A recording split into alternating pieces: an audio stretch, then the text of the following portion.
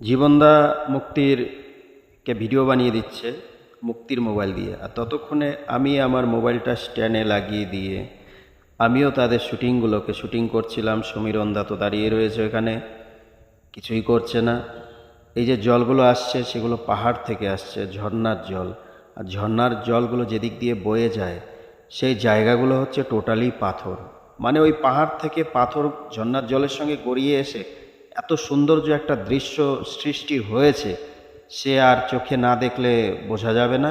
ওই দেখুন একটা কুকুর আবার জলের পাশে গিয়ে কি করছে। আর আকাশের সৌন্দর্যতাটা এতটাই সুন্দর ছিল যেটা মোবাইলে সেই হিসাবে কালারটা আসেনি, তাই কিছু মনে করবেন না। আর জল এই সাইড দিয়ে বইছে, ওই সাইড দিয়ে বইছে, মানে দুই ধারা এসে এক ধারার সঙ্গে মিলন হয়ে বয়ে যাচ্ছে। আর নিচে আছে অনেকটা বড় একটা ড্যাম।